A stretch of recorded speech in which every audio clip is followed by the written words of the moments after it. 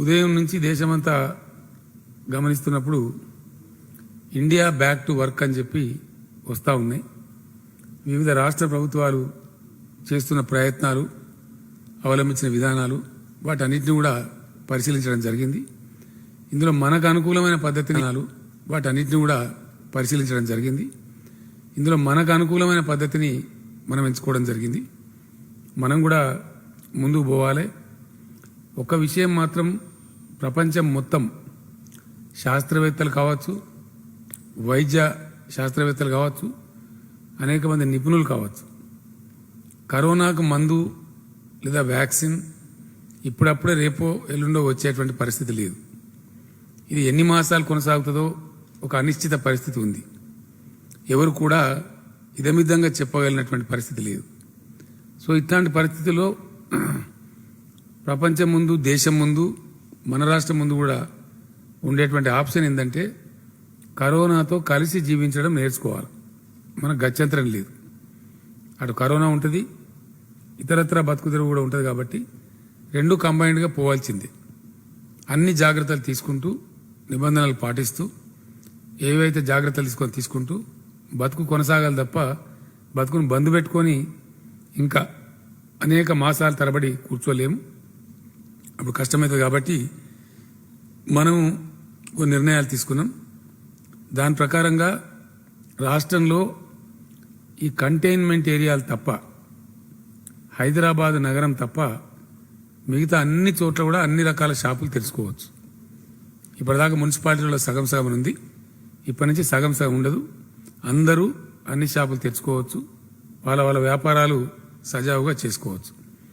హైదరాబాద్ నగరంలో GHMC commissioner గారు నిర్ణయం చేసి ప్రకటిస్తారు. ఇక్కడ ఆల్టర్నేటివ్ షాపులు తెరుచుకోవచ్చు. హైదరాబాద్ నగరంలో కంటైన్డ్ ఏరియా, కంటైన్మెంట్లో ఉన్న ఏరియాలో ఏది తెరవడానికి వీల్లేదు, ఏది కూడా అక్కడ అనుమతించరు. కంటైన్డ్ ఏరియా కాకుండా ఉన్న మిగిలిన నగరం కంప్లీట్గా షాపులు తెరుచుకోవచ్చు. కాకపోతే సరీ బేసిస్ సంఖ్యలో ఆల్టర్నేటివ్గా తెరుచుకోవచ్చు. రాష్ట్ర వ్యాప్తంగా ఆర్టీసీ బస్సులు రేపు అర్లీ మార్నింగ్ నుంచే స్టార్ట్ అవుతాయి. 6 గంటల తర్వాత నుంచి. 2 మాత్రం బ్యాన్ ఉంది. ఒకటి, ఎట్టి పరిస్థితులలో సిటీ బస్సులు అనుమతించడం లేదు. సిటీలో ప్రాబ్లం ఉంది కాబట్టి. అదేవిధంగా ఇంటర్ స్టేట్ సర్వీసెస్ కూడా అనుమతించడం లేదు. అంటే ఇతర రాష్ట్రాల బస్సులు మన రాష్ట్రంలోకి రావడానికి వీల్లేదు. మన రాష్ట్రాల బస్సులు కూడా ఇతర రాష్ట్రాలకు నడపం. మన ఆర్టీసీ మొత్తం నడుస్తుంది. కాకపోతే మన రాష్ట్ర సరిహద్దుల లోపలనే ఆపరేషన్స్ చేసుకోవాల్సి ఉంటుంది. ఇది చాలా క్లియర్. హైదరాబాద్లో మట్టుకు ఎట్టి పరిస్థితులలో సిటీ బస్ సర్వీసులు నడవవు. కానీ సిటీలో ఆటోలు, ట్యాక్సీలు అనుమతిస్తారు. ట్యాక్సీలో 1+3, డ్రైవర్ +3, కార్లో కూడా 1+3, ఆటోలో అయితే డ్రైవర్ +2 ఇంతవరకే అనుమతిస్తారు. ఒక డ్రైవరు, 2 ప్రయాణికులు. ఇది కొంచెం కఠినంగా వ్యవహరించాలి. ఆటో డ్రైవర్లు, ట్యాక్సీ డ్రైవర్లు, కార్లు ఉన్నవాళ్ళు ఈ నిబంధనలు పాటించాలి. లేకపోతే పోలీసులు చాలాన్ చేస్తారు, అనవసరంగా ఇబ్బంది వస్తుంది. కాబట్టి ఈ నిబంధన పాటించాలి. ఈ సెలూన్లు అన్ని తెరుచుకోవచ్చు, రాష్ట్ర వ్యాప్తంగా తెరుచుకోవచ్చు. హైదరాబాద్ నగరంలో కూడా తెరుచుకోవచ్చు. కాకపోతే కంటైన్డ్ ఏరియాస్లో ఏది ఉండదు. కంటైన్డ్ ఏరియా టోటల్ బ్యాన్లో ఉంటుంది. అక్కడ ఏది తెరవడానికి లేదు. కానీ కంటైన్డ్ ఏరియా మినహాయించి మిగతా ఏరియాలలో సాలూన్స్ తెరుచుకోవచ్చు. ఈ కామర్స్ టోటల్ 100% అనుమతిస్తారు. దానిలో ఎటువంటి ఆంక్షలు కూడా ఉండవు. ఆర్టీసీ బస్సులు కూడా కోవిడ్ నిబంధనలు పాటిస్తూ నడిపిస్తారు. ఆ విషయంలో ఆర్టీసీ కూడా ప్రిపేర్ అయింది. వాళ్ళు క్యాబినెట్కి ఎక్స్ప్లెయిన్ చేసినారు. ప్రతిరోజు ఖచ్చితంగా శానిటైజ్ చేయడం, ప్యాసింజర్లందరికీ శానిటైజ్ చేయించడం, ప్లస్ మాస్క్ కంపల్సరీ చేయడం, సిబ్బంది కానీ ప్రయాణికులు కానీ ఇటువంటి నిబంధనలు కఠినంగా పాటిస్తూ ఆర్టీసీ బస్సులు నడిపిస్తారు. ప్రభుత్వ కార్యాలయాలు, ప్రైవేట్ కార్యాలయాలు కోవిడ్ నిబంధనలు పాటిస్తూ 100% ఫంక్షన్ చేసుకోవచ్చు. వాళ్ళకు ఇంత అంత రిస్ట్రిక్షన్ లేదు. స్టాఫ్ మొత్తం అటెండ్ అయ్యి పనిచేసుకోవచ్చు. కాకపోతే జాగ్రత్తలు తీసుకోవాలి. కోవిడ్ నిబంధనలన్నీ కూడా పాటించాలి. శానిటేషన్ కానీ వగైరా కానీ ఆ విధంగా పనిచేసుకోవచ్చు. పరిశ్రమలు, ఫ్యాక్టరీలు, మ్యానుఫ్యాక్చరింగ్ యూనిట్లన్నీ కూడా కోవిడ్ నిబంధనలు పాటిస్తూ 100% ఎవరి పని వారు చేసుకోవచ్చు.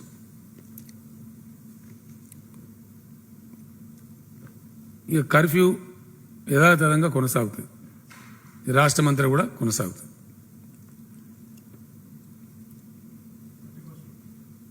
అప్ టు 31st తర్వాత మళ్ళీ ఆలోచించుకుంటాం. 31st వరకు కొనసాగుతుంది.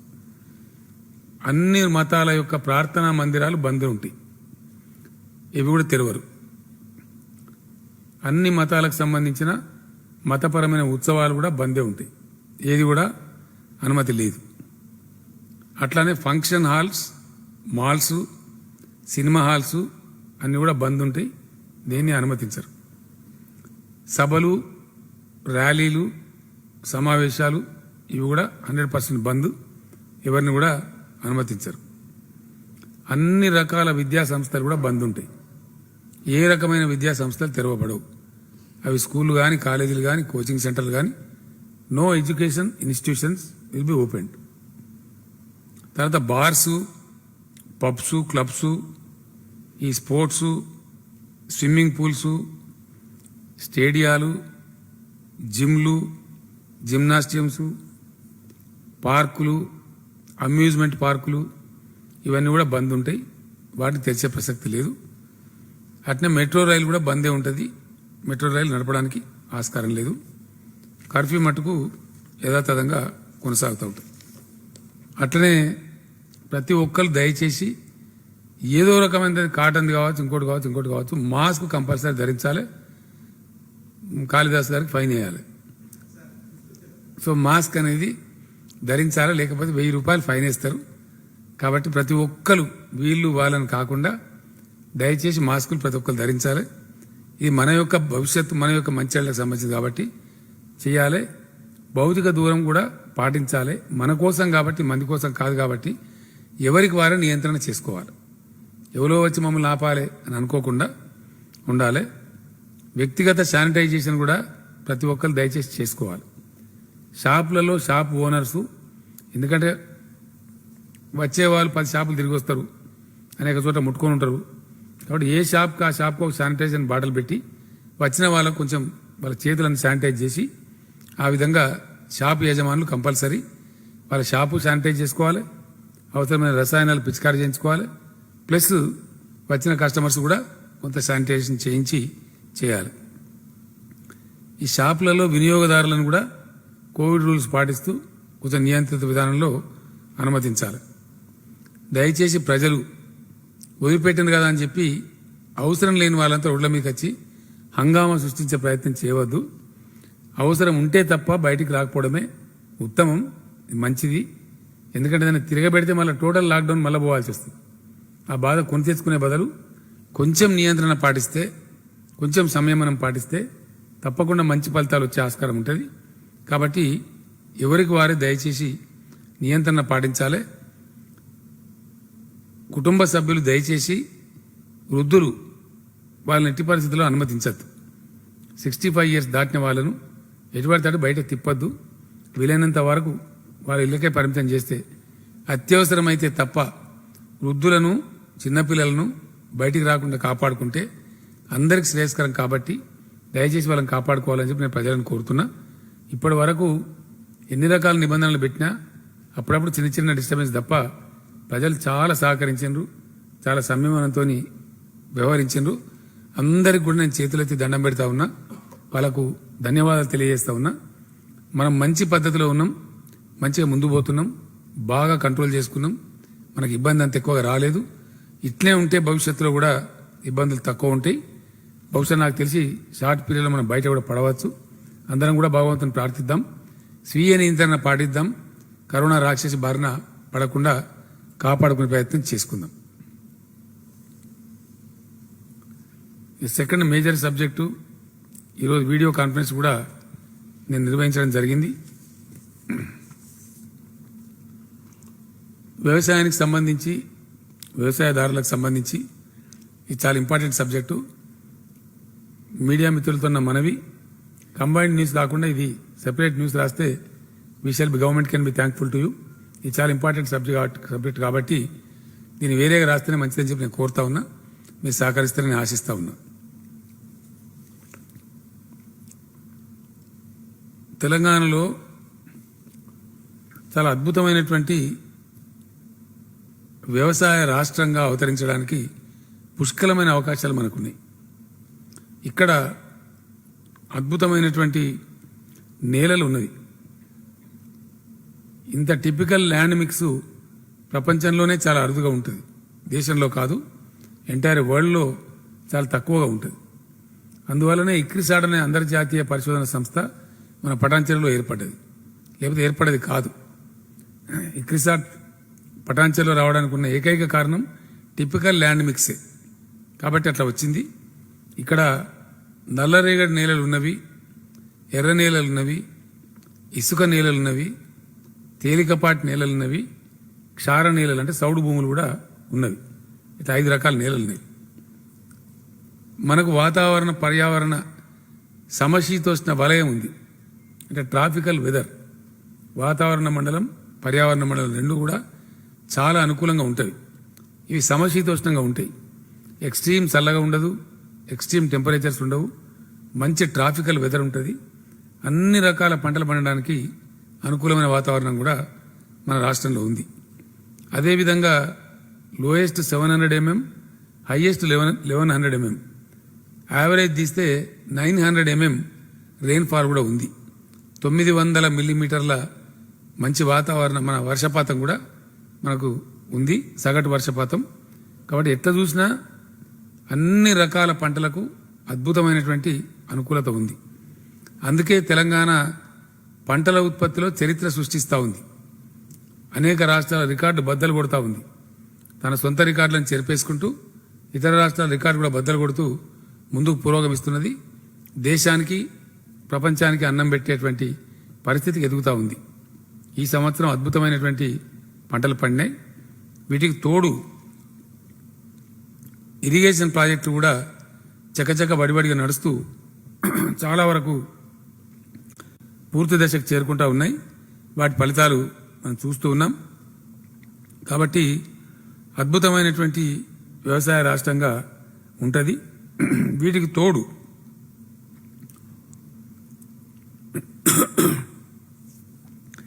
ఈ వరదలు, తుఫాన్లు, బలమైన ఈదురుగాలులు, ఇటువంటి ప్రకృతి వైపరీత్యాలు కూడా తెలంగాణలో చాలా తక్కువ ఉంటాయి, చాలా తక్కువగా ఉంటాయి. అందువల్ల వ్యవసాయానికి మంచి అనుకూలంగా ఉంటుంది. వృత్తి నైపుణ్యం కలిగినటువంటి రైతాంగం కూడా పుష్కలంగా తెలంగాణలో ఉన్నారు.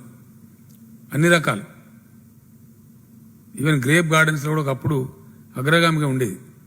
అనబ్ షాహీ అనే ఒక వెరైటీ హైదరాబాద్ సిగ్నేచర్ ఫ్రూట్ కింద ఉండేది. ఫర్ ఎగ్జాంపుల్ ఇప్పుడు మామిడి పళ్ళల్లో మన హిమాయత్ పసంద్ అనేది అది తెలంగాణ రాష్ట్రానికే పరిమితం, తెలంగాణ రాష్ట్రానికే ప్రత్యేకం, signature fruit of Telangana state. అంత అద్భుతంగా అటువంటి పంటలు కూడా మన దగ్గర పండుతాయి. దానికి తోడుగా తెలంగాణ రాష్ట్రం అవతరించిన తర్వాత ఇండియన్ హిస్టరీలో ఇండియాలో ఏ స్టేట్లో కూడా అమలు చేయనటువంటి రైతు ప్రోత్సాహక, రైతు సహాయ చర్యలు తెలంగాణలో అమలు జరుగుతూ ఉన్నాయి. వాటన్నిటినీ ఇండియాలో కేంద్ర ప్రభుత్వం కానీ ఇతర రాష్ట్రాలు కానీ స్వీకరించి వాళ్ళ కార్యక్రమం కింద కూడా అమలు చేస్తూ ఉన్నారు. అందులో ప్రధానమైనటువంటిది రైతు బంధు. ఇది ఏ రాష్ట్రంలో కూడా లేదు. ఇది ఒక ఒరిస్సా రాష్ట్రం చేసింది. వాళ్ళు కూడా మనకు సరిపోని లేరు, మనం ఇచ్చేంత డబ్బులు వాళ్ళు ఇవ్వడం లేదు. కేంద్ర ప్రభుత్వం ఇచ్చేది కూడా మన దానిలో చాలా తక్కువ, చాలా చాలా తక్కువ. ఈ మన రాష్ట్రంలో ఇచ్చే రైతు బంధు కంట్రీలో ఏ ఒక్క స్టేట్లో కూడా లేదు. అట్లనే రైతు బీమా మొట్టమొదటి సంవత్సరం మేము కట్టినప్పుడు 700 కోట్లు అయితే ఈసారి 1100 కోట్ల పైచలకు కట్టినాం. అంటే పెరుగుతూ వస్తూ ఉంది. ఈ రైతు బీమా సదుపాయం, ఒక గుంట భూమి ఉన్న రైతు కుటుంబం, రైతు చనిపోతే కూడా వారం తిరగకుండా 5 లక్షల రూపాయలు వాళ్ళ ఖాతాలకు చేరిపోతా ఉన్నాయి. ఇది ఇండియాలో, ప్రపంచంలో కూడా ఎక్కడ లేదు, ఏ రాష్ట్రంలో లేదు, ఒక్క తెలంగాణ రాష్ట్రంలోనే ఉంది. 24 గంటల ఉచిత విద్యుత్, నాణ్యమైన విద్యుత్ సరఫరా ఏ స్టేట్లో కూడా లేదు, ఒక్క తెలంగాణ రాష్ట్రంలోనే ఉంది. అదేవిధంగా కంప్లీట్గా ఫ్రీగా ఇంత కాస్ట్ పెట్టి తెచ్చినా నీటి తీరువా మొత్తం రద్దు చేసి నీటి తీరువా బకాయిలు రద్దు చేసి ఫ్రీగా వాటర్ ఇచ్చే ఏకైక రాష్ట్రం ఇండియాలో తెలంగాణ మాత్రమే. ఈ సదుపాయం ఇంకా ఏ రాష్ట్రంలో కూడా లేదు. రైతులకు నీటి సరఫరా ఏదైతుందో వ్యవసాయానికి ఇచ్చే నీళ్లు 100% ఫ్రీ ఇస్తా ఉన్నాం. అదేవిధంగా మైక్రో ఇరిగేషన్ మీద సబ్సిడీలు 90%, 100% ఇండియా మొత్తంలో ఒక్క తెలంగాణ రాష్ట్రంలోనే ఉంది. ఏ స్టేట్లో కూడా ఇది లేదు. ఈ సదుపాయం కూడా తెలంగాణలోనే ఉంది. పాలీ హౌస్ కల్టివేషన్ కావచ్చు, గ్రీన్ హౌస్ కల్టివేషన్ కావచ్చు, 75% అండ్ 95% సబ్సిడీలు. అంటే 95% ఏమో ఎస్సీ ఎస్టీలకు, 75% ఏమో మిగిలిన అందరికీ ఈ సదుపాయం ఉంది. మైక్రో ఇరిగేషన్ కూడా 90% ఏమో అందరికీ, 100% ఎస్సీ ఎస్టీలకు సబ్సిడీ ఇస్తున్న ఒకే ఒక రాష్ట్రం తెలంగాణ రాష్ట్రం. ఈ సదుపాయం కూడా ఉంది. ఫార్మ్ మెకనైజేషన్ అంటే వ్యవసాయ యాంత్రీకరణలో భాగంగా వేలాది ట్రాక్టర్లు, హార్వెస్టర్లు ఏ రాష్ట్రం కూడా పంచిపెట్టలేదు ఇండియాలో పెద్ద సబ్సిడీ రేట్ల మీద. అది కూడా అద్భుతంగా తెలంగాణ రాష్ట్రమే ఏర్పాటు చేసింది. పాడి పశువులకు వేలాది పశువులు పంపిణీ చేసినాం. పాడి రైతులందరికీ లీటర్ 4 రూపాయల చొప్పున ప్రోత్సాహకాలు కూడా అందిస్తూ ఉన్నాం. ఇది కూడా ఇతర రాష్ట్రాల్లో ఇంత పెద్ద ఎత్తున లేదు. ఆ రకం కూడా ఏర్పాటు చేయడం జరిగింది. అదేవిధంగా అధునాతన పద్ధతులలో పంటలు పండించడం కోసం, నియంత్రిత విధానంలో పంటలు పండించడం కోసం కొన్ని పద్ధతులు కూడా తెలంగాణ రాష్ట్రమే ఏర్పాటు చేసింది. విప్లవాత్మకమైన చర్యలకు శ్రీకారం చుట్టింది. అందులో భాగంగా 2604 2604 5,000 ఎకరాలకు ఒక చొప్పున వ్యవసాయ క్లస్టర్లను ఏర్పాటు చేయడం జరిగింది. ప్రతి క్లస్టర్కు ఒక ఏఈఓ అగ్రికల్చర్ ఎక్స్టెన్షన్ ఆఫీసర్ను కూడా నియమించింది. వాళ్ళంతా కింద యాక్టివ్గా పనిచేస్తూ ఉన్నారు. గతంలో ఉన్నటువంటి ఎరువులు, విత్తనాల కొరతను కూడా పూర్తిగా అధిగమించి సకాలంలో రైతాంగానికి వాటిని సరఫరా చేస్తూ ఉన్నాం. ఆ విషయం రైతాంగానికి తెలుసు, అందరికి కూడా తెలుసు. అదేవిధంగా కల్తీ విత్తన వ్యాపారుల మీద ఇండియాలో ఏ స్టేట్ పెట్టలేదు.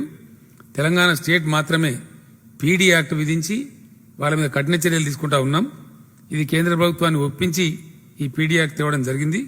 ఇప్పుడు కూడా అదే పద్ధతిలో ముందుకు పోతూ ఉంటాం. ఈసారి బడ్జెట్లో ఈ 2604 క్లస్టర్లలో రైతు వేదికల నిర్మాణం కోసం 350 కోట్లను కూడా కేటాయించడం జరిగింది. రాబోయే 6 నెలల్లో ఆ క్లస్టర్ల నిర్మాణం కూడా పూర్తి చేయాలని ఈరోజు వీడియో కాన్ఫరెన్స్లో కలెక్టర్లను ఆదేశించడం జరిగింది. ఈ విధంగా అనేక ప్రోత్సాహకాలు, అనేక రకాల ప్రోత్సాహాలు, అనేక రక్షణలు కల్పిస్తున్నటువంటి పరిస్థితులు ఇక్కడ వచ్చినాయి. కాబట్టి వ్యవసాయంలో ఎవరి ఊహలు కూడా తలకిందులు చేస్తూ ఎవరు ఊహించని విధంగా చాలా విప్లవాలు వస్తూ ఉన్నాయి. రికార్డు స్థాయిలో వరి దిగుమతి కానీ, రికార్డు స్థాయిలో ఇతర పంటల దిగుమతి కానీ తెలంగాణకు సాధ్యమవుతా ఉంది. 90 లక్షల టన్నుల మెట్రిక్ టన్నుల బియ్యాన్ని ఈ సంవత్సరం పీడీఎస్ కింద ఎఫ్సిఐకి తెలంగాణ ఇవ్వగలిగింది. అంటే చాలా పెద్ద విప్లవాత్మకమైన మార్పు. ఇది చరిత్రలో ఎప్పుడు లేదు. This is all time record. ఎప్పుడు చేసినా 20 lakh టన్స్, 30 lakh టన్స్ ఇంతవరకే ఉండేది. కానీ ఏనాడు 50 లక్షలు దాటలే. First time in the history. ఈరోజు అద్భుతంగా చేస్తూ ఉంది. దీనిలో నియంత్రిత విధానాన్ని పాటిస్తే ఇప్పుడు ఈ కరోనా వచ్చిన సందర్భంలో ఇండియాలో ఏ రాష్ట్రంలో కూడా రైతులు పండించిన మొత్తం ధాన్యాన్ని ప్రభుత్వం ఎక్కడ కూడా కొంటలేరు. వాళ్ళ కర్మానికి వాళ్ళు వదిలేసినారు. కరోనా ఉందనే ఉద్దేశంతో 7,000 పైచిలకు కొనుగోలు కేంద్రాలు గ్రామాలలో తెరిచి గ్రామాలకే హమాలీలను అందరినీ కూడా పంపించి అక్కడనే టోటల్ ధాన్యాన్ని కనీస మద్దతు ధర ఇచ్చి ప్రభుత్వమే కొంటా ఉన్నది. ఇప్పుడు ఇండియాలో ఏ స్టేట్ కూడా ఈ విధంగా కొంటలేదు. ఇది మొత్తం యావత్ దేశానికి తెలుసు, ప్రపంచానికి తెలుసు, అందరికి కూడా తెలుసు. ఈ సదుపాయం కూడా తెలంగాణ ప్రభుత్వం కల్పించింది. ఈ పద్ధతులలో ఇవన్నీ చేస్తూ పోతుంటే ఫలితాలు వస్తూ ఉన్నాయి. అయితే రైతాంగం ఒక నియంత్రిత విధానంలో వ్యవసాయం చేయాల్సిన అవసరం ఉంది. గవర్నమెంట్ గత నెల రోజులుగా నాతో సహా వ్యవసాయ శాఖ మంత్రి నిరంజన్ రెడ్డి గారు, civil supplies minister Gangula Kamalakar గారు మేమంతా కూడా పరిశోధన చేస్తూ ఉన్నాం. అనేక సమావేశాలు నిర్వహించినాం. రైస్ మిల్లర్స్తో కావచ్చు, యూనివర్సిటీ ప్రొఫెసర్లతో కావచ్చు, వైస్ ఛాన్సలర్లతో కావచ్చు, అనేక వ్యాపార సంస్థలతో కావచ్చు సమావేశాలు నిర్వహించినాం. దీని మీద తేలిన అంశం ఏంటంటే తెలంగాణలో పండుతున్న పత్తి అద్భుతమైన పత్తి పండుతూ ఉంది. అంతర్జాతీయ స్టాండర్డ్లో ఉంది. భారతదేశంలో పండే పత్తి రకాలలో the best cotton produced by Telangana and Vidarbha. ఈ రెండు పంటలకే నిన్న మొన్న స్వామినాథన్ గారు అని చెప్పి తిరుపూర్ నుంచి వచ్చినారు. ఆయన పరిశ్రమల మంత్రితో మాట్లాడినారు. చాలా అద్భుతమైనటువంటి పత్తి మీరు పండిస్తూ ఉన్నారు. కొంచెం కాటన్ క్వాలిటీ ఇంప్రూవ్ చేసేటువంటి రీసెర్చ్ కనుక మీరు పెట్టినట్టయితే అసలు ప్రపంచంలో మేలు రకమైన పత్తి తెలంగాణ పండించగలుగుతుందని చెప్పి ఆయన కూడా చెప్పి వెళ్ళినారు. కాబట్టి కాటన్ పంటకు ఇంకా క్వాలిటీ పెంచితే తెలంగాణలో అద్భుతమైనటువంటి భవిష్యత్తు ఉంది. అది ఏంటంటే దాని పొడుగు లెంటల్ అంటే పత్తి లెంటల్ పొడుగు అతి ఎక్కువగా ఉంటుంది తెలంగాణ పత్తిలో. ఇది రెండే చోట్ల ఉంది, తెలంగాణలో విదర్భలో పండే పత్తి. ఇప్పుడు ఇంకా మనం క్వాలిటీ పెంచితే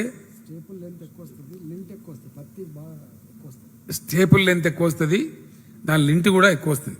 కాబట్టి అందుకే దానికి అంత గొప్ప పేరు ఉంది. చేయాలి.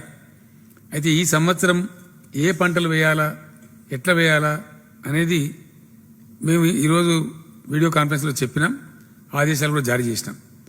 నియంత్రిత పద్ధతిలో రైతులు సహకారం చేసి ముందుకు రావాలి. కారణం ఏంటంటే ఇష్టం వచ్చిన పంట వేసి అందరం ఒకే రకమైన పంట వేసి ఆగమాగమయ్యే బదులు మార్కెట్లో డిమాండ్ ఉండే సరుకులే పండించి మంచి ధరలు పొందాలి. ఇది తెలివి కల వాళ్ళు చేసే పని. రైతుల పక్షాన ప్రభుత్వమే ఈరోజు ముందడుగు వేసి రైతులకు సూచనలు ఇస్తుంది. కాబట్టి రైతులు ఖచ్చితంగా నిబంధనలు పాటించాలి. అయితే మొత్తం ఈసారి గత సంవత్సరం 1,23,00,000 ఎకరాలలో పంటలు వచ్చినాయి. రకరకాల పంటలు కలిపి 1,23,00,000 ఎకర్స్లో అంటే రెండు పంటలు కలిపి పంటలు వచ్చినాయి. ఈసారి కాళేశ్వరం నీళ్లు వగైరా వగైరా వచ్చినాయి కాబట్టి వర్షపాతం కూడా చాలా బాగా ఉంటుందని చెప్తున్నారు. కాబట్టి ఇంకో 10 లక్షల ఎకరాల విస్తీర్ణం పెరుగుతుందని చెప్పి గవర్నమెంట్ భావిస్తున్నది. ఆల్మోస్ట్ 1,33,35 లక్షల వరకు వ్యవసాయం తీసుకుపోయే పరిస్థితి ఉంటుంది. కాబట్టి రైతులు దీన్ని ఫాలో కావాలి. ఈసారి ప్రభుత్వం అన్ని ఆలోచన చేసి నిర్ణయించిన ప్రకారం 70 లక్షల ఎకరాలలో పత్తి పంటను పండించాలి. 70 lakh ఎకర్స్. మనకు ఆల్రెడీ పోయిన సంవత్సరం 53 లక్షల ఎకరాలు పండించినారు. కాబట్టి ఇంకో 16-17 లక్షలు విస్తరించడం అనేది పెద్ద సమస్య కాదు, చాలా సులభంగా పోవచ్చు. పత్తి పెట్టే రైతులకు నేను ఒకటే మాట మనవి చేస్తా ఉన్నా. ఒకటి, మన రకం బాగుంది, మనకు డిమాండ్ ఉంది మన కాటన్కి. రెండవది, గతంలో వర్షాధార పత్తి ఎక్కువ వేసినాం. ఇప్పుడు నీళ్లు వచ్చినాయి కాబట్టి, గ్రౌండ్ వాటర్ పెరిగింది కాబట్టి మీరు ప్రాజెక్టు వాటర్ కింద పత్తి పంటలు వేయండి, బోర్ల కింద పత్తి పంటలు వేయండి. నీళ్లు పారిచ్చే పత్తి దిగుబడి ఎక్కువ వస్తుంది. 15 నుంచి 20 క్వింటాలు వస్తుంది. వచ్చినప్పుడు ఖర్చులు పోను, నికరంగా రైతుకు ఎకరానికి 50,000 మిగులుతుంది. కాబట్టి చాలా లాభసాటిగా ఉంటుంది. అందువల్ల అదే మీరు మొక్కజొన్న వేసినా, వరి చేను వేసినా, వానాకాలంలో మక్కలైనా సరే వడ్లైనా సరే 25-26 క్వింటాలకు మించి పండవు. ఖర్చులు పోను, చేతికి వచ్చేది ఒక 20,000 కన్నా మించి రాదు. ప్రభుత్వం చెప్తున్నది ఏంటంటే మీరు వరి చేను మొత్తమే వేయద్దని కాదు, ఏ రకాలు వేస్తే లాభమో ఆ రకాలు నేను వివరిస్తాను. కాబట్టి పత్తి చేను పెంచుదాం, దానికి మీరు ముందుకు రావాలి, లాభం ఎక్కువ ఆర్జించాలి, మీరు ధనవంతులు కావాలని ప్రభుత్వం ఆశిస్తూ ఉంది. 70,000 ఎకరాలలో 70 లక్షల ఎకరాలలో పత్తి పంటలు వేద్దాం. వర్షాకాలంలో 40 లక్షల ఎకరాలలో వరి చేను వేద్దాం. పోయిన సంవత్సరం కూడా 40 లక్షల ఎకరాలలో వేసినాం. అట్లానే ఈ సంవత్సరం కూడా 40 లక్షల ఎకరాలలో వేద్దాం. ఏ రకాలు వేయాలనేది ప్రభుత్వం చెప్తుంది, ఆ రకాలు మాత్రమే వేయాలి. ఎందుకంటే మీకు ఈజీగా అమ్ముడు పోవాలి, డబ్బులు రావాలి, కనీసం మద్దతు ధర రావాలి. కాబట్టి ఆ రకాలు వేస్తే డిమాండ్ ఉన్న వాటిని మేము కనిపెట్టినాం. ఇప్పుడు శాస్త్రజ్ఞులు కానీ వ్యాపారస్తులు అందరూ కలిసి దాన్ని మీకు చెప్తారు, ఆ రకంగా జరగాలి. రెండవది, ఈ సరే తర్వాత చెప్తాను నేను. మళ్ళీ కందులు వర్షాకాలంలో మక్క పంట వేయొద్దని మేము రైతులకు చెప్తా ఉన్నాం. మక్క పంట వేసే బదులు నువ్వు కంది పంట వేయి, పత్తి పంట వేయి. ఎందుకంటే మక్క 25 క్వింటాల కన్నా ఎక్కువ రాదు. అదే ఇది వేస్తే లాభం ఎక్కువ వస్తుంది.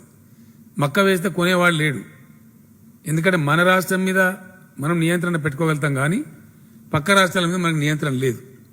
ఈరోజు ఏం జరుగుతూ ఉందంటే పక్క రాష్ట్రం నుంచి, ఛత్తీస్గఢ్ నుంచి కావచ్చు, బీహార్ నుంచి కావచ్చు, మహారాష్ట్ర నుంచి కావచ్చు, మేము 1100కే ఇచ్చిపోతాం మక్కలని చెప్పి తిరుగుతూ ఉన్నారు. వాళ్ళు 1000 రూపాయలకే ఇచ్చిపోతామని తిరుగుతూ ఉన్నారు. మరి మనకు 1670 రూపాయలు రాదు, గిట్టుబాటు రాదు. 1760 రూపాయలు రాదు. ఈసారి కరోనా ఉందని గవర్నమెంట్ కొన్నాం, కానీ ప్రతిసారి కొనలేం. ఎందుకంటే గవర్నమెంట్ వ్యాపార సంస్థ కాదు. ఎవ్రీ ఇయర్ కొన్నది ప్రభుత్వం. కష్టం ఉంది, ఇప్పుడు వ్యాధి బారిన ప్రజలు పడద్దని కొన్నాం, కానీ ఎవ్రీ టైం కొనం. కాబట్టి ఇబ్బంది అవుతుంది. మన రాష్ట్రంలో మక్కల వినియోగం 25 లక్షల టన్నుల వరకు ఉంది. మన పోల్ట్రీ ఫామ్ కావచ్చు, స్టార్చ్ ఫ్యాక్టరీలు కావచ్చు, కొంత ఫీడ్ కావచ్చు, 25 లక్షల టన్నుల మక్కలకు మన గిరాకీ ఉంది. వర్షాకాలంలో మక్క పంట పెట్టకూడదు. యాసంగిలో మక్క పంట పెడదాం. ఎందుకంటే యాసంగిలో పెడితే ఏంది, 35 నుంచి 40 క్వింటాలు పండుతుంది. పంట దిగుబడి ఎక్కువ వస్తుంది, రైతుకు లాభం ఎక్కువ వస్తుంది. కాబట్టి వర్షాకాలంలో పండించద్దు, యాసంగిలో కంపల్సరీ పండించాలి. ఎంత పండించాలని ప్రభుత్వం చెప్తుంది యాసంగి పంట వరకు. కాబట్టి యాసంగి పంటలో పండిద్దాం. దయచేసి మక్క పంట వర్షాకాలంలో వేయవద్దని మేము చెప్తా ఉన్నాం. దానికి బదులు కంది పంట వేయమని చెప్తా ఉన్నాం. కంది 15 లక్షల వరకు పోదాం. గతంలో 6-7 లక్షలు పండించినారు, ఇప్పుడు 15 లక్షల వరకు పోదాం. కందికి డిమాండ్ ఉంటుంది, పప్పు కూడా అమ్ముతుంది. కంది వేసే రైతులకు నేను హామీ ఇస్తా ఉన్నా, కంది పంట మొత్తం రాష్ట్ర ప్రభుత్వమే కొనుగోలు చేస్తుంది. మీకు ఒక గంట కూడా లేట్ కాకుండా కంది పంట మీరు వేసినట్టయితే 15 లక్షల ఎకరాలలో టోటల్గా మీకు మద్దతు ధర ఇచ్చి రాష్ట్ర ప్రభుత్వమే కొనుగోలు చేస్తుంది. కాబట్టి హ్యాపీగా మీరు కంది పంట వేసుకోవచ్చు. మళ్ళీ మనకు ప్రభుత్వానికి డబ్బులు తిరిగి వస్తాయి, నష్టం లేదు. కాబట్టి కంది పంట వేయమని చెప్పి నేను రైతాంగాన్ని కోరుతా ఉన్నా. అదేవిధంగా మనకు జనరల్గా అంటే ఇప్పుడు ఎంతవరకు వచ్చినాం మనం, 70 లక్షలు కాటన్, 40 లక్షలు వరి, 1,10,00,000, 15 లక్షలు కంది, 1,25,00,000 అయిపోయింది ఇక్కడికి. ఇవి పోను స్వతహాగా వేసే పంటలు కొన్ని ఉంటాయి మనకు. 2 లక్షల ఎకరాలలో కూరగాయలు పండిస్తారు, వాళ్ళకి ఇబ్బంది లేదు, వాళ్ళు పండించవచ్చు. నిజామాబాద్, నిర్మల్, జగిత్యాల జిల్లా ప్రాంతాలలో పసుపు పండిస్తారు మన రైతులు. కేసముద్రం, మహబాద్లో కూడా పండిస్తారు. వీళ్ళు 1,25,000 ఎకరాలు పత్తి పంట వేస్తారు, వాళ్ళు వేసుకోవచ్చు. వాళ్ళకు కూడా పసుపు వాళ్ళకు ఇబ్బంది లేదు. మన డోర్నకల్, మహబూబాబాద్, నర్సంపేట, కొన్ని ఇతర ప్రాంతాలలో ఎండుమిర్చి పంట బాగా పండిస్తారు, మంచి లాభసాటికి పండిస్తారు. వాళ్ళు కూడా 2.5 లక్షల ఎకరాలు మిర్చి పంట వేసుకోవచ్చు. వాళ్ళ గురించి ఎటువంటి అభ్యంతరం లేదు. సోయాబీన్స్ పంట కూడా మన ఆదిలాబాద్, నిజామాబాద్ జిల్లాలో కొంత వేస్తారు. అది దాదాపు 3-3.5 లక్షలు వేస్తారు. వాళ్ళు నిరభ్యంతరంగా వాళ్ళందరూ వేసుకోవచ్చు. ఇప్పటికే ఉన్నటువంటి కొన్ని మామిడి తోటలు, బత్తాయి తోటలు, పండ్ల తోటలని వాళ్ళ పొలాలు బాగా సాగు చేసుకోవచ్చు. వీళ్ళందరికీ కూడా రైతు బంధు నిరాఘాటంగా ఇస్తాం. కానీ వరి పంట ప్రభుత్వం చెప్పింది వేయకుండా వేరే వేస్తే వాళ్ళకి రైతు బంధు సదుపాయం రాదు. వాళ్ళ కోసమే చేస్తున్న నియంత్రణ ఇది. మేము వరి వేయొద్దని అంటలేం, కానీ ఎవరిష్టం వచ్చినట్టు వాళ్ళు వేస్తే ఏది మార్కెట్లో డిమాండ్ ఉందో ప్రభుత్వం గుర్తించి చెప్తుంది ఇప్పుడు. కాబట్టి దాన్ని వేస్తే మీకే లాభం జరుగుతుంది. హాట్ కేక్ లాగా మీ దినుసు అమ్ముడుపోతుంది. కాబట్టి దానిలో మీకు ఇబ్బంది ఏమి లేదు. అందువల్ల రైతు బంధు సదుపాయం పొందాలి. ప్రభుత్వం కోరుతున్నది, మేము ఇంతకుముందు మినిస్టర్లకు, కలెక్టర్లకు అందరికీ చెప్పినాం, మీరు నియంత్రిత పద్ధతిలో వ్యవసాయం చేయించి మీ జిల్లాలో ఒక్క రైతు కూడా రైతు బంధు పథకం పొందకుండా ఉండద్దు. ఇది కలెక్టర్ల మధ్య పోటీ. మీరు వాళ్ళకి చెప్పి సంజాయించి ఈ పంటలు వేయించండి, అందరికి కూడా రైతు బంధు ఇప్పించండి అని మేము చెప్తా ఉన్నాం. అదే ప్రకారం డబ్బు రిలీజ్ చేస్తా ఉన్నాం. రైతు బంధు కింద వ్యవసాయ శాఖ ఆల్రెడీ 2,000 crores రిలీజ్ చేసినాం. కాబట్టి ఈ రిపోర్ట్ తెప్పించుకొనే డబ్బులు ఇస్తాం. కాబట్టి ఆ ప్రకారం పోవాలి. అందువల్ల మనకు నష్టం రాకుండా ఉన్నానంటే ప్రభుత్వం చాలా ఆలోచించి చెప్తున్నది. కాబట్టి మనం ఈ విధంగానే ముందుకు పోదాం. రైతులందరూ ముందుకు రావాలి, సహకారం చేయాలి, దీన్ని సక్సెస్ చేసుకోవాలి. అద్భుతమైన వ్యవసాయ రాష్ట్రంగా తెలంగాణ అవతరిస్తున్నది, ఇంకా అవతరించబోతా ఉంది. కాబట్టి అంతర్జాతీయ మార్కెట్లో పోటీపడి మన ధాన్యం పోవాలి. అంటే బియ్యం గింజ యొక్క సైజు 6.3 మిల్లీమీటర్ల నుంచి పైబడి ఉన్నట్టయితే అంతర్జాతీయ మార్కెట్లో డిమాండ్ ఉంది.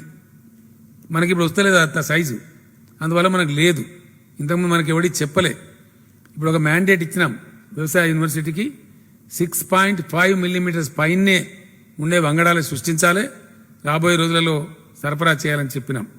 ఫర్ ఎగ్జాంపుల్, తెలంగాణ శాస్త్రవేత్తలు సాధించిన గొప్ప విజయం, తెలంగాణ సోనా అనే ఒక వెరైటీ, తెలంగాణ సోనా అనే వరి వెరైటీని మన శాస్త్రజ్ఞులు రూపొందించినారు. అది అంతర్జాతీయ రంగంలో దానికి బాగా డిమాండ్ ఉంది. గ్లైసెమిక్ ఇండెక్స్ అంటే షుగర్ కంటెంట్ చాలా తక్కువ ఉందని అమెరికా శాస్త్రజ్ఞులు తేల్చినారు.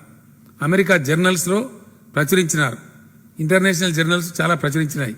Sugar free rice top class ఎక్కడ ఉందంటే తెలంగాణ సోనా రూపంలో తెలంగాణలో ఉంది. కాబట్టి ఈసారి 10 లక్షల ఎకరాల్లో ఆ పంట వేయమంటున్నాం. హాట్ కేక్ లాగా అమ్ముడుపోతుంది కాబట్టి వేయమంటా ఉన్నాం. రేపటికి ఇంకా కూడా పెంచుతాం. సన్న రకాలలో తెలంగాణ సోనా అనే రకం చాలా అద్భుతంగా ఉంది, దాన్ని పండించండి, దాన్ని బ్రహ్మాండంగా ముందుకు పోదాం. దీనికి సంబంధించి షార్ట్ పీరియడ్లో నేను జిల్లా కలెక్టర్లు, జిల్లా రైతు బంధు అధ్యక్షులు, జిల్లా వ్యవసాయ అధికారులతో హైదరాబాద్లో సమావేశం ఏర్పాటు చేయబోతా ఉన్నాం. 2-3 డేస్లో ప్రతి జిల్లాకు డిస్ట్రిక్ట్ అగ్రికల్చర్ కార్డు ఇస్తారు. ఏ పంట ఏ జిల్లాలో ఎంత వేయాలి వ్యవసాయ మంత్రి గారు, శాస్త్రవేత్తలు అందరికీ నిర్ణయిస్తున్నారు. వర్క్షాప్ నిన్న జరిగింది యూనివర్సిటీలో, రేపు కూడా చేస్తారు. ఆ ప్రకారంగా అన్ని జిల్లాలకు అన్ని పంటలు కేటాయిస్తారు, ప్రతి పంట కూడా కేటాయిస్తారు. మన దగ్గర మ్యాపింగ్ ఉంది. పోయినసారి ఎక్కడ పత్తి పంట బాగేసిండ్రు, ఎక్కడ వరి పంట బాగేసిండ్రు, అదంతా కూడా మన దగ్గర వివరాలు ఉన్నాయి. ఆ మ్యాప్ను అనుసరించుకొనే ఇప్పుడు కూడా ప్రోగ్రామ్ ఇస్తారు. కాబట్టి దాన్ని ఆ విధంగానే వేసుకోవాలి, అద్భుతంగా ముందుకు పోవాలి. అదేవిధంగా ఫుడ్ ప్రాసెసింగ్ ఎస్సీ జడ్స్ ఏర్పాటు చేస్తూ ఉన్నాం. రాష్ట్రంలో ఫుడ్ ప్రాసెసింగ్ ఎస్సీ జడ్స్ ఏర్పాటు చేస్తూ ఉన్నాం.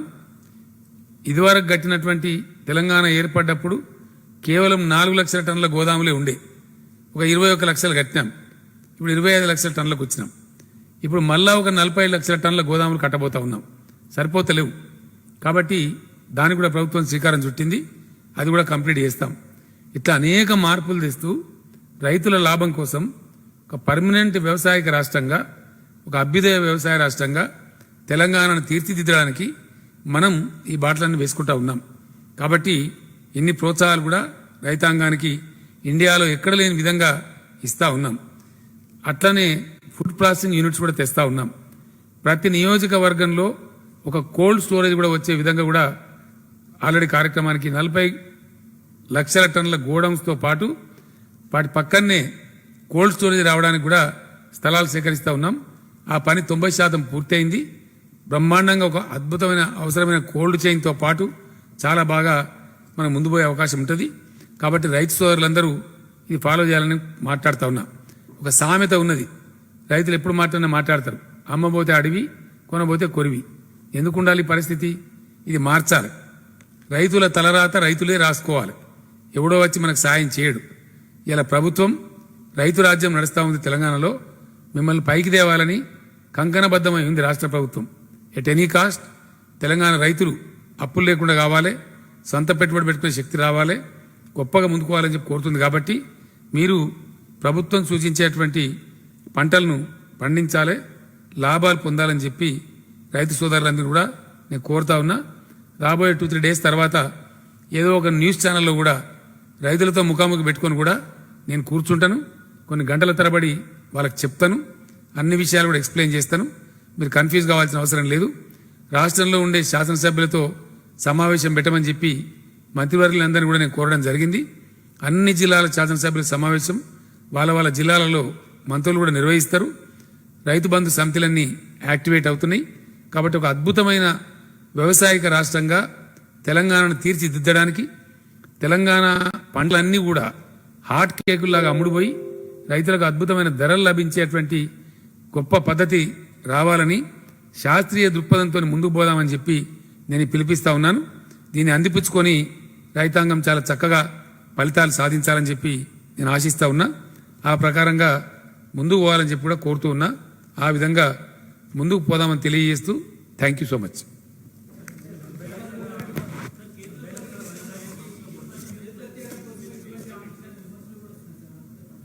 ఏమండి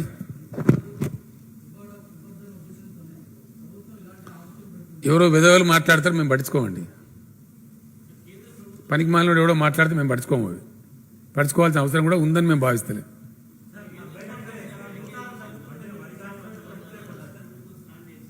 ఏమండి అది వట్టి డొల్లా, 100% బోకస్.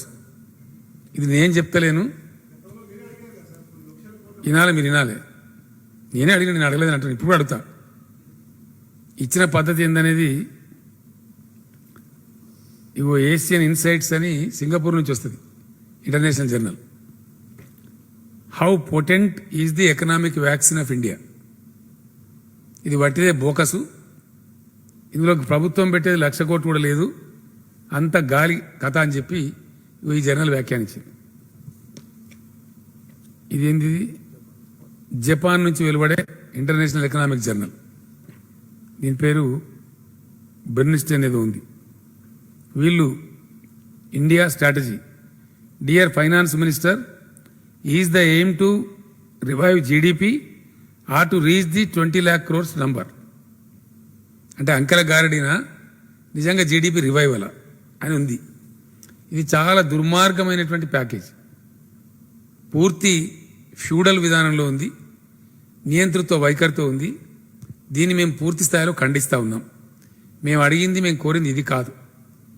దారుణాతి దారుణమైన విషయం ఏంటంటే, ఒక ఘోర విపత్తు సంభవించి కరోనా లాంటి వైరస్ ప్రపంచాన్ని అతలాకుతలం చేసి మొత్తం దేశాలు, ప్రపంచాలు, రాష్ట్రాల యొక్క ఆర్థిక పరిస్థితి నిర్వీర్యం చేసిన సందర్భంలో రాష్ట్రాలకు కావాల్సింది ఏందండి?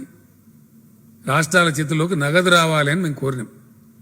ఆ నగదు రాష్ట్రాల చేతుల్లోకి వస్తే అనేక రూపాల్లో ప్రజల్లోకి పంపిణీపోతుంది. అది మేము అడిగితే మీరు రాష్ట్రాలను భిక్షగాలుగా భావించి, ఒక బెగ్గర్స్ లాగా భావించి ఏం చేసిందండి కేంద్రం? ఇదేనా రిఫార్మ్స్ అమలు చేసే పద్ధతి ఇండియాలో? ఫర్ ఎగ్జాంపుల్ మీకు అర్థం కావాలంటే 2% FRBM పెంచింది. అంటే తెలంగాణ రాష్ట్రానికి 20,000 కోట్లు వస్తుంది. దానిలో వాళ్ళు పెట్టిన కండిషన్స్ వింటే మీరే నవ్వుతారు. అది అప్పు రాష్ట్రం కట్టుకునేదే. వీళ్ళ మెహర్బాని ఒక రూపాయి నోటు లేదు దాంట్లో. 20,000 కోట్ల పరిమితి పెంచినామంటే ఓన్లీ రుణ పరిమితి పెంచడం. అది మళ్ళీ రాష్ట్రమే కట్టుకోవాలి అప్పు. అందులో కేంద్రం చిల్లి గవ్వ కూడా ఇయ్యదు. దానిలో ఆంక్షలు ఎంత దరిద్రం కొట్ట ఆంక్షలు అంటే 5,000 కోట్లేమో ఇస్తారట. అది మాకు ఆల్రెడీ ఉంది తెలంగాణకు. ఇలా కొన్ని పత్రికలు రాసినాయి, కొన్ని పేపర్లు ఎడిటోరియల్ కూడా రాసినాయి, తెలంగాణకు ఒరిగేది ఏం లేదని. అంటే 3.5 మనకు ఆల్రెడీ ఉంది కదా. ఆ 5,000 crores ఎట్లా వచ్చేది? కొత్తదేం లేదు. ఆ 5,000 crores వస్తుంది. మిగిలిన 2,500 కోట్లకు ఒక రిఫార్మ్ ఆంక్ష ఎవ్రీ 2,500 crores. కరెంట్ రిఫార్మ్ తెస్తే ప్రజల నెత్తి మీద, మేడ మీద కత్తి పెడితే 2,500 కోట్లు ఇస్తారట. ఇదేనా ఈ ప్యాకేజా? What is this? ఈ ప్యాకేజ్ అనరు. Very sorry. ఇది ఒక ఫెడరల్ వ్యవస్థలో అవలంబించాల్సిన విధానం కాదు. కేంద్ర ప్రభుత్వం రాష్ట్రాల ఇట్లా వ్యవహరించచ్చునా? ఎంత దుర్మార్గం అండి ఈ విపత్కర పరిస్థితులలో. సో అట్లా ఇంకా పెట్టినారు. మార్కెట్ కమిటీలలో వాళ్ళు చెప్పిన కేంద్రం పెట్టిన రిఫార్మ్ చేస్తే ఇంకో 2,500 కోట్లు ఇస్తారట. మరి రాష్ట్ర ప్రభుత్వం ఎందుకు? మున్సిపాలిటీలలో ట్యాక్సులు పెంచి ప్రజల మీద భారం వేస్తే ఇంకో 2,500 కోట్లు ఇస్తారట. రిఫార్మ్స్ మున్సిపాలిటీల ఆదాయం వేస్తే ఈ ప్యాకేజ్ అంటారా? ఏమంటారు దీన్ని? ఏమనాలా? Is it a package? ప్రోత్సహించే విధానమేనా ఇది? ఇంకో దానికి ఇంకేదో పెట్టిండ్రు. One nation one ration card. సరే, అందులో మనం నంబర్ 1 ఈజ్ ఆఫ్ డూయింగ్ మేము ఎప్పుడో చేసినాం. We are champions. ఇందులో 4 3 సాటిఫై చేస్తే ఇంకో 5,000 కోట్లు ఇస్తారట. ఇదేం బేరం అండి? ఇదా దీని ప్యాకేజ్ అంటారా? ఇది పచ్చి మోసం, దగ, అంకెల గారడి, అంత గ్యాస్. కేంద్ర ప్రభుత్వం తన పరువును తానే తీసుకున్నది. ఇది రాబోయే రోజుల్లో తెలుస్తుంది కదా, ఆటోమేటిక్గా బయటపడితే ఆగుతుందా? ప్యాకేజ్ నిజం ప్యాకేజ్ అయితే ఎట్లుంటుంది, బోకస్ ఉంటే ఎట్లుంటుంది అని తెలుస్తుంది, ప్రజలకు తెలుస్తుంది. మా బాధ్యత కాబట్టి మేము చెప్పాలి కాబట్టి చెప్తున్నాం. As a state government I really feel very painful. I really feel sorry. This should not have been the way. Complete wrong ఇది. రాష్ట్రాల మీద ఈ రకమైన పెత్తనాలు చెలాయించడం ఈ సమాఖ్య వ్యవస్థకే విఘాతం. కోఆపరేటివ్ ఫెడరలిజం అని ప్రధానమంత్రి గారు చెప్పిండు. అది పూర్తిగా డొల్లా బోగస్ అనేది ఇలా దీంతో రుజువైపోయింది. ఇంకెక్కడ ఫెడరలిజం ఉందండి? చాలా దారుణంగా బిహేవ్ చేస్తున్నారు.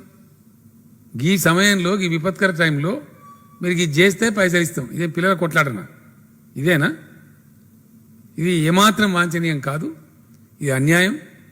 మెడ మీద కత్తి పెట్టి నువ్వు కరెంట్ రిఫార్మ్ చేయి, ఇస్తావు నీకు బిచ్చం ఇస్తా 2,000 కోట్లు, ఇదేనండి? నువ్వు ఫలాంది చేయి, మున్సిపల్ ట్యాక్సులు పెంచు, మున్సిపల్ ఆదాయం పెంచు, అయితే 2,000 కోట్ల భిక్షం ఇస్తా, ఇదా? Can this be treated as a package? నేనేమంటున్నాను, మనం చేస్తాం చేయమనేది కాదు, విధానం కరెక్ట్ కాదు. తెలంగాణ డెఫినెట్గా ప్రోగ్రెసివ్ స్టేట్ కాబట్టి నేను మీకు చెప్తా ఉన్నా, వాళ్ళు పెట్టిన కండిషన్లో 3 కండిషన్లు ఎప్పుడో ఫుల్ఫిల్ చేసినాం మనం. నంబర్ 1 ఉన్నాం కంట్రీలో, 1 నేషన్ 1 రేషన్ కార్డు. దాంట్లో ఈఓడిబిలో మనం ప్రపంచం మనం ప్రశంసిస్తూ ఉంది. టీఎస్ ఐపాస్ ఆల్రెడీ ఉన్నాం మనం, కొత్త నిబంధన ఏం లేదు, మనం తీసుకోవచ్చు. కరెంట్ రిఫార్మ్స్ ఎస్, మేము క్యాబినెట్లో కూడా చర్చ చేసినాం. మేము చెయ్యం ఆ ముష్టి 2,500 కోట్లు తీసుకోము అవసరం అనుకుంటే. అది నెక్స్ట్ మళ్ళీగా అది ఇంకా దారుణంగా ఉన్నాయి అవన్నీ. కంప్లీట్ ప్రైవేట్ ఇంకేముండదు. ఇక తట్టుకొని నిలబడతాం. అది మన అప్పే కదా బాబు. ఏదో మేర్బాన్ లేక నీ జేబులకు నా జేబులకు ఇచ్చినట్టు. అది మా డబ్బే కదా రాహుల్ గారు, మన ఓన్ సోర్సు. ఎప్పుడైనా పైసలు వెళ్ళకుంటుంటే ఎక్కువ డ్రా చేయడానికి అవకాశం. అది ఎంతనే 500-600 కోట్లు. అదే భిక్షమా? All said and done we also run a government. State governments are also constitutional governments. They are not subordinates. Very sorry. more responsibilities, more duties are there on the state governments, much more. States have more responsibility directly to the people than the central government. It's a fact. Yes, please. ఏమంటారండి? శిశుపాలను కూడా 100 తప్పులు మన్నించారు కదా, పండాలి కదా ఏదైనా కూడా. పండే సమయం వచ్చినా ఎట్లా పండుతో ఎట్లా ఫైటింగ్ అయితే చూడండి మీరు. ఏం లేదండి, నాట్ ఎట్ ఆల్.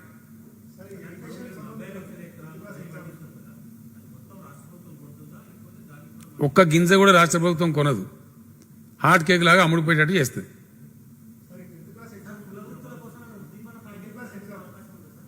ఒక్క నిమిషం నేను మాట్లాడుతుంది కదా, కోర్టులో ఉంది కదా, సబ్జుడిస్ ఉంది, రేపు ఉంది బహుశా, దాని తర్వాత మాట్లాడదాం.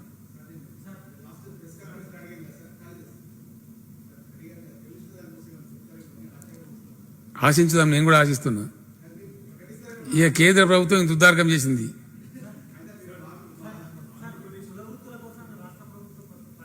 చాలా చేస్తున్నాం కదా బ్రదర్, మేము ఆల్రెడీ చాలా చేస్తున్నాం. అటువంటి అత్యవసరమైన పరిస్థితి సంభవిస్తే తప్పకుండా ఆదుకుందాం.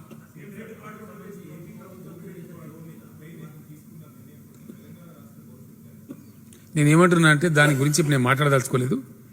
వాళ్ళు కూడా ఏదో లెటర్ ఇచ్చిందని తెలిసింది నాకు. సమగ్రంగా ఆలోచిస్తాం. మా పాలసీ మాకుంది.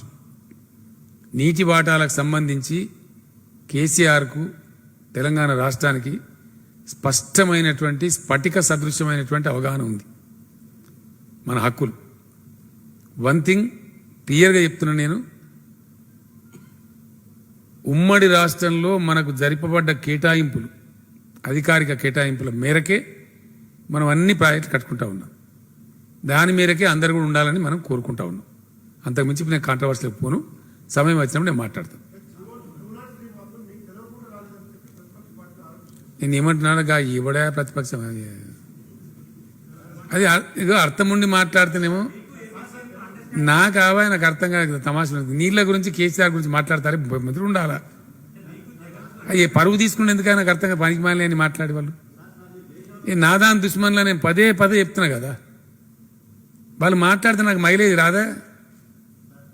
పోతిరెడ్డి పాడు మీద అరివీర భయంకరంగా కొట్టినాడు ఎవడా? ఆనాడు చెంచాగిరి చేసిన ఆంధ్ర ముఖ్యమంత్రులు సంచులు మోసినాడు ఎవడా? మళ్ళీ నేను నోరు తెరిస్తే బాగుండదు. ఇక వీళ్ళు మాట్లాడితే ఎట్లుంటుందండి? బాగుండదు కదా. వాళ్ళకి అంశాలు ఎత్తుకోవడం తెలుస్తలేదు పాపం. అది విషయం నాకు అధికారికంగా వచ్చిన 5 నిమిషాలే కదా, మీటింగ్ ఏర్పాటు చేసి ప్రొటెస్ట్ చేసినాం, పంపించినాం కదా, వీఆర్ ఫైటింగ్ కదా. దాన్ని మాట్లాడితే ఇంగితం ఉండాలా?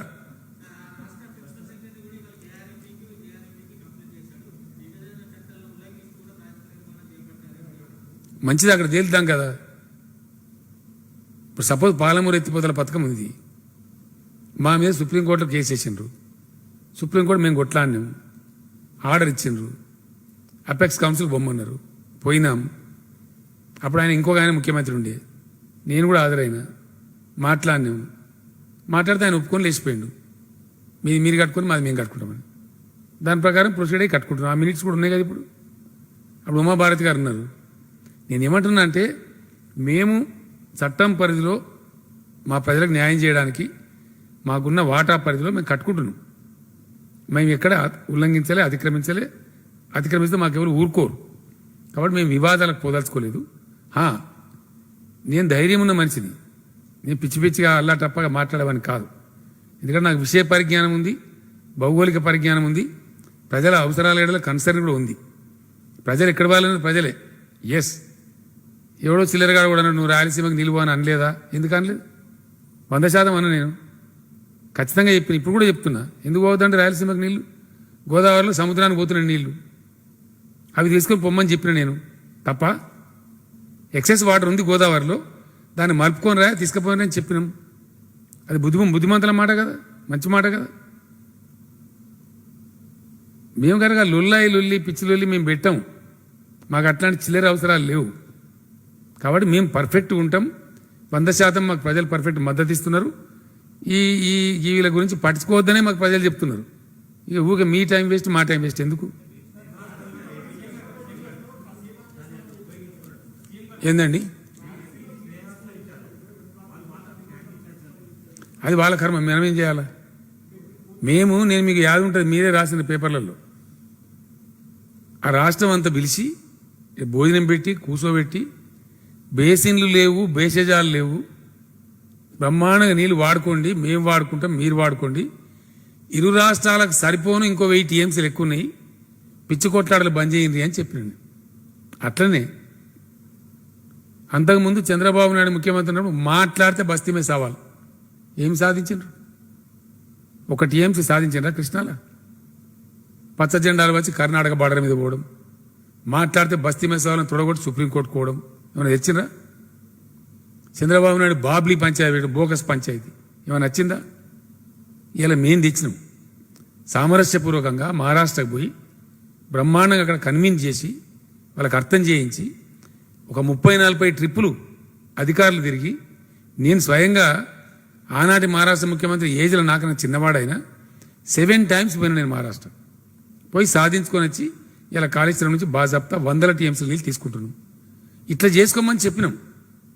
ఇలా ఏ రాష్ట్రానికి అబ్జెక్షన్ లేదు, బ్రహ్మాండంగా తెచ్చుకుంటున్నాం నీళ్ళు, ఇప్పుడు పంటలు పండించుకుంటున్నాం. ఈ పద్ధతి చేయండి అని చెప్పినాం. అది చెప్తే అది కాదు మేము వేరే అంటే అది తేడా వస్తుంది.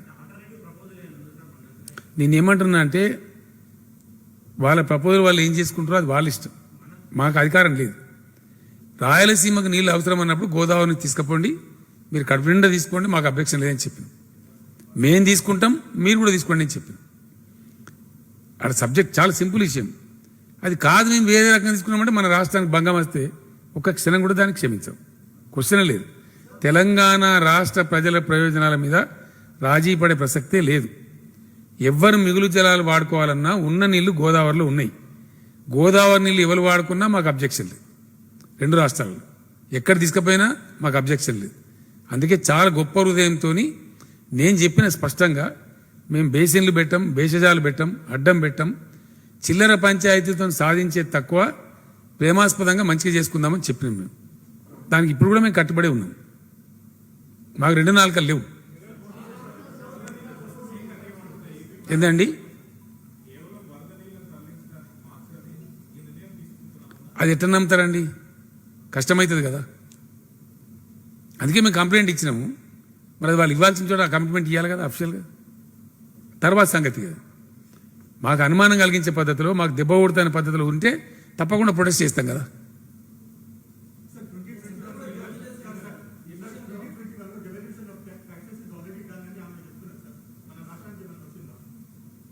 అర్థం కాలేదు నాకు. అలా మేర్బానీ ఉంది, నాకు అర్థం కాదు. ఆటోమేటిక్ అన్నయ్య బాబు. నేను ఏమంటున్నా అంటే అది ఎంత వస్తుంది మనదే కదా. దాని పేరు డెవల్యూషన్ ట్యాక్స్ అని పెట్టిన దుర్మార్గం. దాని ఎగ్జాక్ట్ టర్మ్ ఏంటంటే share of states in central taxes.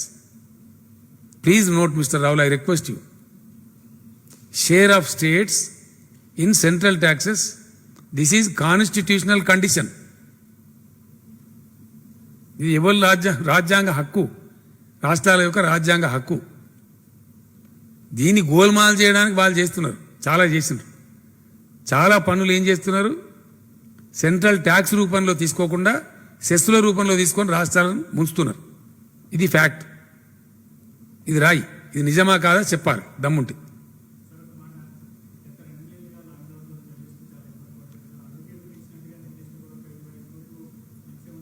నేను ఏమంటున్నా అంటే మాట్లాడదాం, నాకు అల్లన్నారాయణ గారు కూడా మాట్లాడినరు. దాని పాసిబిలిటీ ఏంది, ఎంతవరకు పోగలుగుతాం ఆలోచన చేద్దాం. ఇప్పుడైతే అంతా ఓపెన్ అయిపోతుంది బ్రహ్మాండంగా, ముందుకు పోతుందా మంచిగా హ్యాపీగా. తమ్ముడు నీకేదో కిరికిరి పంచాయతీ పెట్టాలని సార్ కోరుకున్నట్టున్నది, అదేం జరగదు. నువ్వు దురాశ పడకు, ఊకోయిగా చాలు. చెప్తున్నా కదా, నీకు ఓపెన్గా చెప్తున్నా కదా.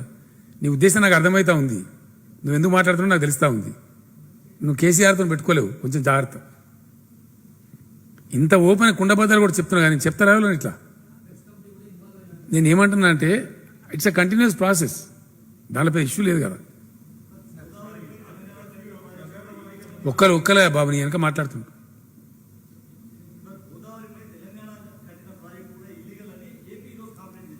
చాలా సంతోషం కదా, మేము వద్దంటున్నామా? గోదావరి మీద నాకు ఇంకో కమిటీ వేసిన ఈ మధ్యనే, ఎక్స్పర్ట్స్ కమిటీ. గోదావరిలో మా వాటా పోను, మాకు 650 టీఎంసీల సర్ప్లస్ వాటా కావాలని అడుగుతున్నాం కేంద్రాన్ని. ఎస్ ప్లీజ్ రాయాలి మీరు. ఎందుకోసం మాట్లాడితే కావేరి గోదావరి కావేరి అని మాట్లాడుతున్నారు. ఇక మన అవసరాలు తీరితే కదా పూర్తి స్థాయిలో. ఇలా మాకు తాగునీటికైనా సాగునీటికైనా పరిశ్రమల నీళ్ళకైనా మరోదానికైనా గోదావరి తప్ప ఇంకో దిక్కు లేదు. కాబట్టి మేము గోదావరి బేసిన్లో ఉన్నాం. దాదాపు 500 కిలోమీటర్ల పైచీలు గోదావరి తెలంగాణలో ప్రవహిస్తుంది. మా బేసిన్ క్యాచ్మెంట్ అంతా దానిలో ఉంది. కాబట్టి మాకు హక్కు ఉంది. మాకు మా వాటా 950 టీఎంసీలు కాకుండా మరొక 650 టీఎంసీలు సర్ప్లస్ నీళ్లు మాకు కేటాయించమని మేము కోరుతున్నాం. ఎప్పుడో కోరినాం, మళ్ళీ ఇప్పుడు కమిటీ చేసి మళ్ళీ అడుగుతున్నాం. This is what is my state as a Telangana state.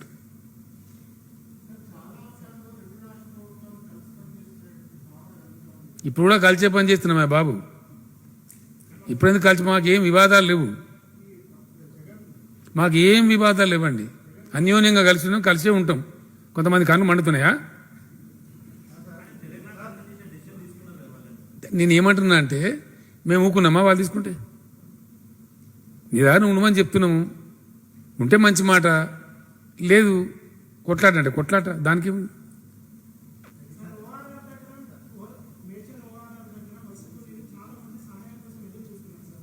ఇప్పుడు అయిపోయింది కానీ ఎవరి కోసం చూసే అవసరం లేదు. మంచిగా బస్సులన్నీ కుళ్ళని ఎక్కడ పోతే అక్కడ పోవచ్చు, ఏమన్నా పెద్ద. చాలా మంది వస్తూనే ఉన్నారు. ఇప్పుడు ఏముందండి దానిలో పెద్ద ముసుగులో గుద్దులాట లేదు. దేశమంతా అన్ని రాష్ట్రాలు ఇప్పుడు ఓపెన్ అప్ చేసినాయి. కొన్ని సిచ్యువేషన్స్ రాష్ట్ర ప్రభుత్వాలు కంట్రోల్ చేస్తాయి. ఎట్లా అంటే సపోజ్ మహారాష్ట్ర ఉంది, హెవీగా ఉంది అక్కడ కరోనా, మేము బస్సులు నడపలేము, వాళ్ళని రాణిస్తలేము. ఏపీలో కూడా పక్కన హెవీగా ఉంది, బస్సులు పంపుతలేం, బస్సులు రానివ్వం. డెఫినెట్లీ మన జాగ్రత్తలు మనం తీసుకుంటాం కదా. అందువల్ల అందుకే ఇంటర్ స్టేట్ బస్సెస్ నో. కేంద్రం ఇచ్చింది వెసులుబాటు, బట్ మేము నడపలేం. మేము పంపదలుచుకోలేదు, రానివ్వదలుచుకోలేదు. కేంద్రం ఇచ్చిన దానిలో స్పష్టంగా ఉంది, 2 రాష్ట్రాల సమ్మతి ఉంటే అంతర్రాష్ట్ర బస్సులు నడుపుకోవచ్చు. We are not giving consent, we are not sending, we are not allowing.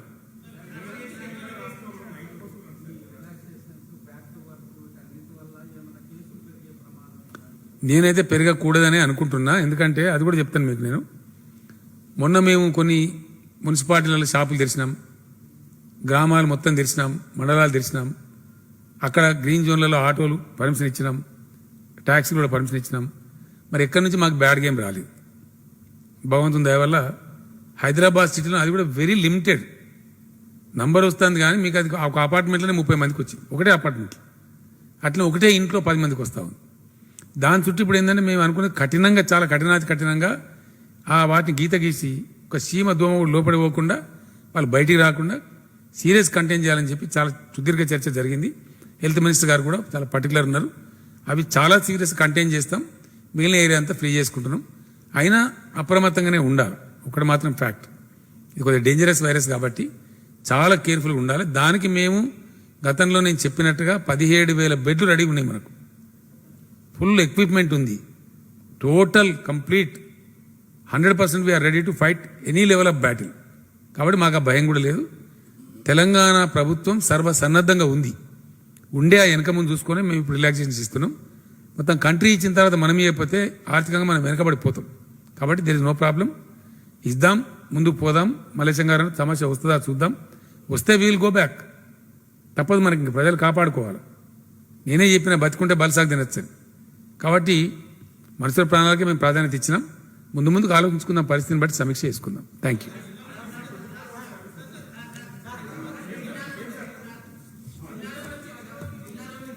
జిల్లాల నుంచి హైదరాబాద్ బస్సులు వస్తాయి. కూర్చోవాలి. వినాలి. క్లారిటీ వస్తే మీరు మంచికి వచ్చి అడిగినారు. జిల్లాల నుంచి హైదరాబాద్ బస్సులు వస్తాయి. ఇమ్లీ బనుకు రానియరు, జూబ్లీ బస్ స్టాండ్కు రానిస్తారు. దిల్సుఖ్ నగర్ సైడ్ రానియరు, వేరే సైడ్ రానిస్తారు. ఎటైతే ప్రాబ్లం ఉందో, సింపుల్ ఇష్యూ ఏముంది బ్రదర్, దానిలో ప్రాబ్లం. ఇప్పుడు సికింద్రాబాద్ సైడ్ మనకు ప్రాబ్లం లేదు, జూబ్లీ సైడ్ లేదు. బస్సులన్నీ జూబ్లీకి రమ్మంటారు. అక్కడ నుంచి ఆటోను ట్యాక్సీ ఉంటుంది కాబట్టి అవసరం ఉన్న వాళ్ళు వాడుకోవచ్చు. ఇక ఎల్బీనగర్ సైడ్ అడిగిన మా మినిస్టర్లు కూడా అడిగింది, మేము ఆలోచన చేయలేదు, సాధ్యం కాదు, బాగుండదని చెప్పి. బస్సులు పోయే విషయంలో కర్ఫ్యూ ఉంటుంది కదా, బస్సులు పోయే విషయంలో మ్యాక్సిమం బస్సులు 7 గంటల లోపలనే విత్డ్రా కావాలి, అక్కడ టెర్మినేట్ చేసుకోవాలి. ఏదైనా కొన్ని బస్సులు కొన్ని దూర ప్రాంతం కావచ్చు, మరొకటి కావచ్చు, ప్రత్యేకమైన అవసరం ఉంటే వాళ్ళు టికెట్లు కలిగి ఉంటారు కాబట్టి కొంచెం ఎగ్జామ్షన్ తీసుకోవాలి. సపోజ్ 7 o'clock బంద్ కావాలి, దానికి బజా 8 అవుతుంది అనుకో, మరీ ఎక్కువ కాదు, 1 గంట ఎక్కువ అవుతుంటే కూడా దానికి ప్రత్యేకంగా అనుమతిస్తారు. అది ప్రత్యేకమైన పరిస్థితి ఉంటే. కానీ 99% 7 వరకే క్లోజ్ చేసుకుంటే అందరికి క్షేమకరం. Thank you. ఏందా ఇక అపోహ నువ్వే అంటున్నావు కదా, అంతకే ఉండని. నువ్వే అన్నావు కానీ అపోహ అని అంతకే ఉండని కదా.